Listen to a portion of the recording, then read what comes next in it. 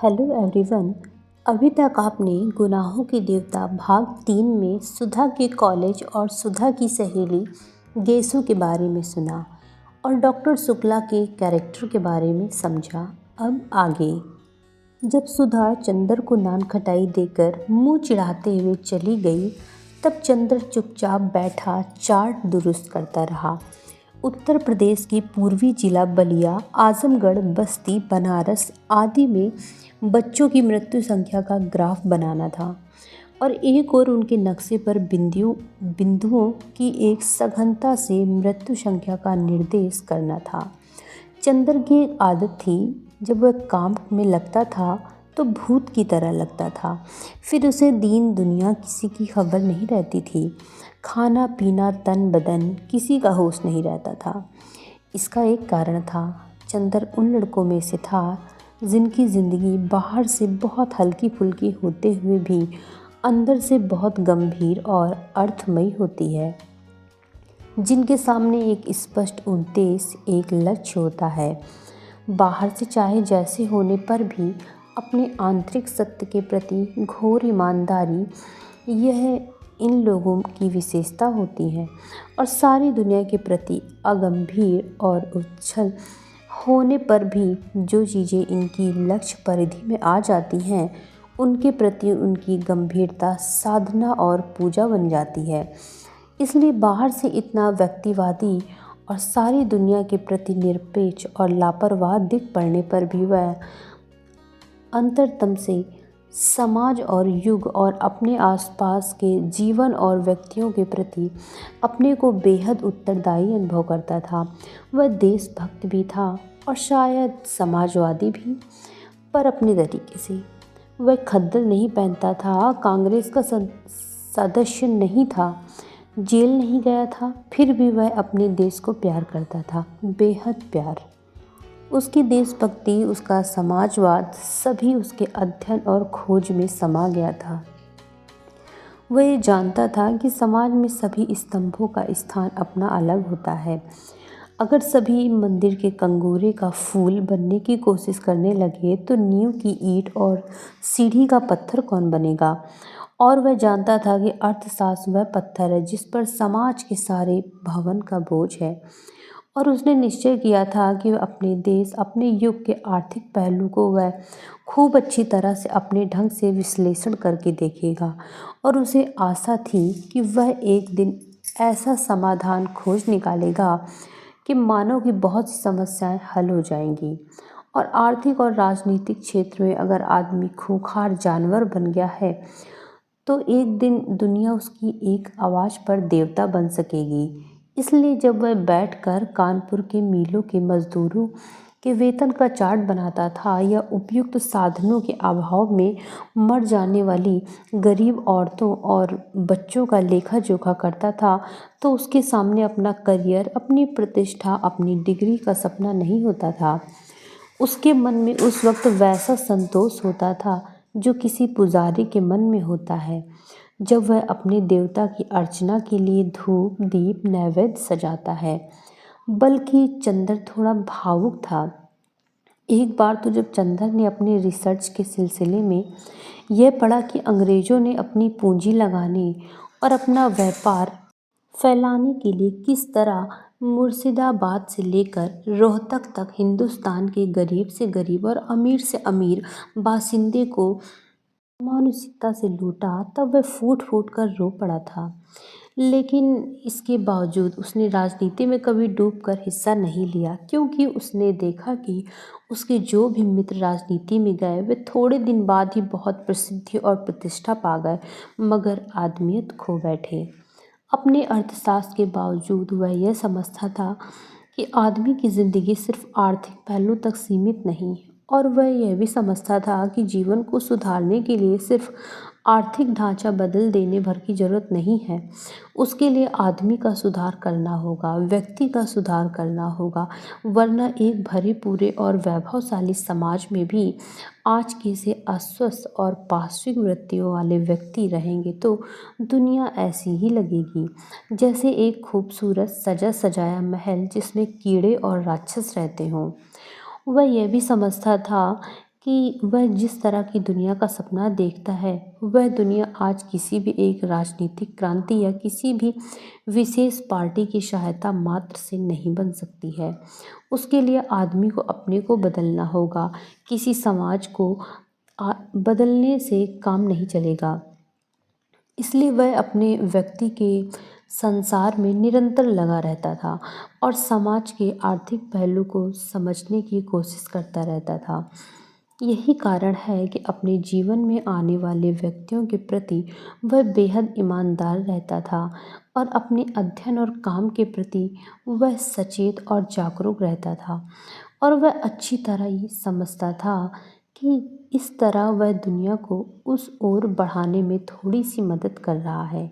चूँकि अपने में भी वह सत्य की ही वही चिंगारी पाता था, इसलिए कवि या दार्शनिक ना होते हुए भी वह इतना भावुक, इतना दृढ़ चरित्र, इतना सशक्त और इतना गंभीर था। और काम तो वह अपना इस तरह करता था जैसे वह किसी की एकाग्र उपासना कर रहा हो। इसलिए जब वह चार्ट के नक्शे पर कलम चला रहा था तो उसे मालूम ही नहीं हुआ कितनी देर से डॉक्टर शुक्ला आकर उसके पीछे खड़े हो गए। वाह, नक्शे पर तो तुम्हारा हाथ बहुत अच्छा चलता है, बहुत अच्छा। अब उसे रहने दो, लाओ देखें तुम्हारा काम कैसा चल रहा है। आज तो इतवार है ना? डॉक्टर शुक्ला पास की कुर्सी पर बैठकर बोले। चंदर, आजकल मैं एक किताब लिखने की सोच रहा हूँ। मैंने सोचा कि भारतवर्ष की जातीय व्यवस्था का नए वैज्ञानिक ढंग से अध्ययन और विश्लेषण किया जाए। तुम इसके बारे में क्या सोचते हो? व्यर्थ है। जो व्यवस्था आज तक नहीं तो कल चूर चूर होने जा रही है, उसके बारे में तुमार बांधना और समय बर्बाद करना बेकार है। चंदर ने बहुत आत्मविश्वास से कहा। यही तो तुम लोगों में खराबी है। कुछ थोड़ी सी खराबियां जाति व्यवस्था की देख लीं और उसके खिलाफ हो गए। एक रिसर्च स्कॉलर का दृष्टिकोण ही दूसरा होना चाहिए। फिर हमारे भारत की प्राचीन सांस्कृतिक परंपराओं को तो बहुत ही सावधानी से समझने की आवश्यकता है। यह समझ लो कि मानव जाति दुर्बल नहीं है। अपने विकास क्रम में वह उन्हीं संस्थाओं, रीति रिवाजों और परंपराओं को रहने देती है जो उसके अस्तित्व के लिए बहुत आवश्यक होती है। अगर वे आवश्यक ना हुई तो मानव उससे छुटकारा मांग लेता है। और यह जाति व्यवस्था जाने कितने सालों से हिंदुस्तान में कायम है, क्या क्या यही इस बात का प्रमाण नहीं है? ये बहुत सशक्त है, अपने में बहुत ज़रूरी है। अरे हिंदुस्तान की भली चलाई, चंदर बोला। हिंदुस्तान में तो गुलामी कितने दिनों से कायम है, तो क्या वह भी ज़रूरी है? बिल्कुल ज़रूरी है, डॉक्टर शुक्ला बोले। मुझे भी हिंदुस्तान पर गर्व है। मैंने कभी कांग्रेस का काम किया, लेकिन मैं इस नतीजे पर पहुंचा हूं कि जरा सी आज़ादी अगर मिलती है हिंदुस्तानियों को तो वे उसका भरपूर दुरुपयोग करने से बाज नहीं आते और कभी ये लोग अच्छे शासक नहीं निकलेंगे। अरे नहीं, ऐसी बात नहीं। हिंदुस्तानियों का ऐसा ऐसा बना दिया गया है अंग्रेज़ों ने, वरना हिंदुस्तान ने ही तो चंद्रगुप्त और अशोक पैदा किए थे। और रही जाति व्यवस्था की बात, तो मुझे तो स्पष्ट दिख रहा है कि जाति व्यवस्था टूट रही है, कपूर बोला। रोटी बेटी की कैद थी, रोटी की कैद तो करीब करीब टूट गई, अब बेटी की कैद भी। शादी ब्याह भी तो एक पीढ़ी के बाद स्वच्छंदता से होने लगेगी।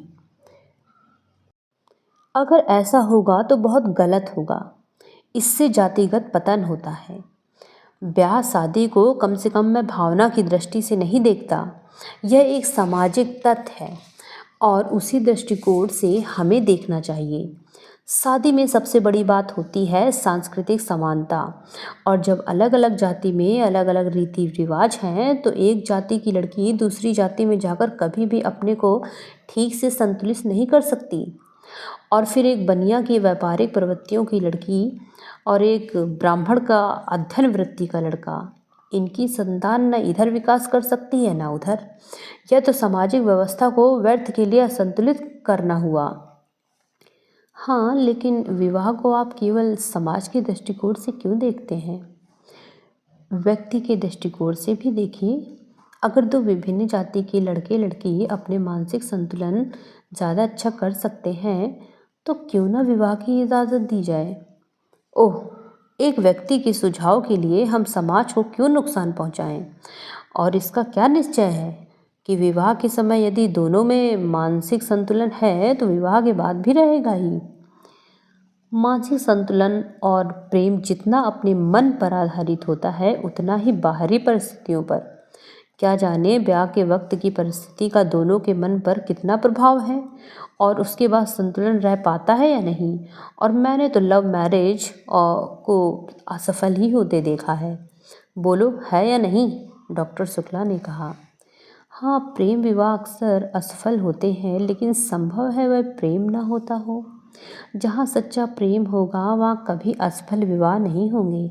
चंदर ने बहुत साहस करके कहा। ओह, ये सब साहित्य की बातें हैं। समाज शास्त्र की दृष्टि से या वैज्ञानिक दृष्टि से देखो। अच्छा खैर, अभी मैंने उसकी रूपरेखा बनाई है, लिखूंगा तो तुम सुनते चलना। लाओ, वह निबंध कहाँ है? डॉक्टर शुक्ला बोले। चंदर ने उन्हें टाइप की हुई प्रतिलिपि दे दी। उलट पुलट डॉक्टर शुक्ला ने देखा और कहा, ठीक है। अच्छा चंदर, अपना काम इधर ठीक ठीक कर लो, अगले इतवार को लखनऊ कॉन्फ्रेंस में चलना है। अच्छा, कार पर चलेंगे या ट्रेन से? ट्रेन से। अच्छा। घड़ी देखते हुए उन्होंने कहा, अब ज़रा मैं काम से चल रहा हूँ, तुम ये चार्ट बना डालो और एक निबंध लिख डालना, पूर्वी जिलों में शिशु मृत्यु। प्रांत के स्वास्थ्य विभाग ने एक पुरस्कार घोषित किया है। डॉक्टर शुक्ला चले गए। चंदर ने फिर चार्ट हाथ में लगाया। इसके बाद चंदर भी चला गया। सो दोस्तों, अगर आपको ये कहानी पसंद आ रही हो तो वीडियो को लाइक ज़रूर करें और इसी तरह की बेहतरीन कहानी सुनने के लिए चैनल को सब्सक्राइब ज़रूर कर दें ताकि मुझे वीडियो बनाने का मोटिवेशन मिलता रहे। धन्यवाद।